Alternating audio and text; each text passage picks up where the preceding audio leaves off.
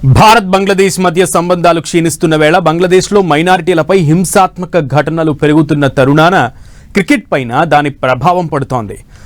ముస్తాఫిజుర్ రెహమాన్ను ఐపీఎల్ నుంచి రిలీజ్ చేయాలని కోరుతూ నైట్ రైడర్స్ను బీసీసీఐ ఆదేశించగా కౌంటర్గా బంగ్లాదేశ్ క్రికెట్ బోర్డు కూడా T20 వరల్డ్ కప్లో ఇండియా వేదికలపై ఆడనంటోంది. నిజంగా చెప్పినంత ఈజీగా బంగ్లా తన మాటపై నిలబడగలదా? అసలు ఆట మధ్యలో రాజకీయాలు ఉద్రిక్తతలు తీసుకురావాల్సిన అవసరం ఏంటి?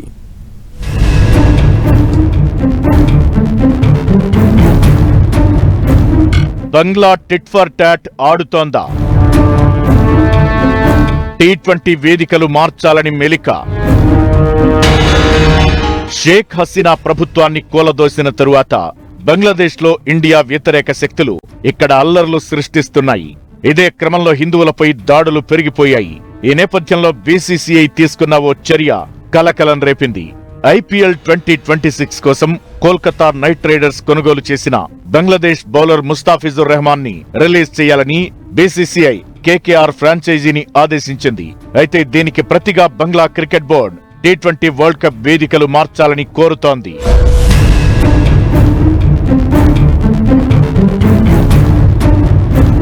తమ ఆటగాణ్ణి ఐపీఎల్ నుంచి రిలీజ్ చేయమని బీసీసీఐ ఆదేశించినందుకు ప్రతిగానే బంగ్లాదేశ్ క్రికెట్ బోర్డు ఈ నిర్ణయం తీసుకుందనుకోవాలి.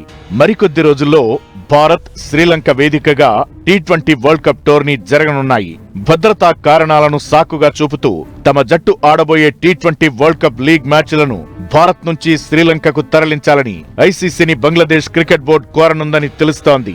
బంగ్లాదేశ్ క్రీడా శాఖ ఈ మేరకు బీసీబీకి సూచనలు చేసింది.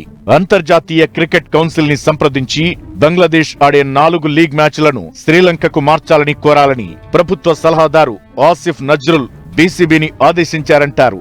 ఒక బంగ్లాదేశ్ క్రికెటర్ ఐపీఎల్ కాంట్రాక్ట్ లో ఉన్నప్పటికీ భారతదేశంలో ఆడలేకపోతే బంగ్లాదేశ్ జాతీయ జట్టు ఇండియాలో సురక్షితంగా వరల్డ్ కప్ ఆడుతుందని భావించలేదని బీసీబీ స్పష్టం చేయాలి. బంగ్లాదేశ్ ఆడే ప్రపంచ కప్ మ్యాచ్లను శ్రీలంకలో నిర్వహించాలని అధికారికంగా అభ్యర్థించాలని కూడా నేను బోర్డుకు నిర్దేశించానని నజ్రుల్ ఓ సోషల్ మీడియా పోస్ట్ చేశారు.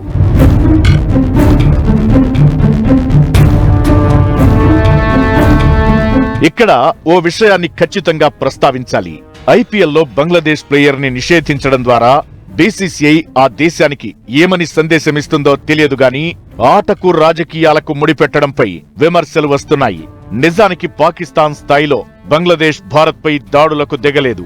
అక్కడి మైనారిటీలపై దాడులు జరుగుతున్నాయన్నది వాస్తవమే. కానీ ఓ ఆటగాడిని ఇక్కడ ఆడకుండా చేయడానికి మనకెంత హక్కుందో అదేవిధంగా బంగ్లాదేశ్ కి కూడా తమ జట్టు ఎక్కడ ఆడాలో ఆడకూడదో చెప్పే హక్కు ఉందని గుర్తించాలి. ఆ లెక్కన బంగ్లా మాజీ ప్రధాని అంత్యక్రియలకు సంతాపం తెలిపేందుకు భారత విదేశాంగ శాఖ హాజరైన సంగతి కూడా గుర్తుంచుకోవాలి. ఇతర దేశాలపై వ్యతిరేకతలో ప్రతి విషయాన్ని దేశభక్తితో కన్వీనెంట్ గా వర్ణించి ఇతరుల నోరు మూపించే బదులు ఆ వ్యతిరేకతను పై స్థాయి నుంచి అమలు చేయాలి. అంతేగాని ఇలా ప్లేయర్లను నిషేధించడం కాదు. ఇదే విషయాన్ని నెటిజన్లు కూడా ప్రశ్నిస్తున్నారు. లేదంటే బంగ్లాదేశ్ ని నిజంగానే మరో పాకిస్తాన్ లా భారత్ ప్రకటించాలి.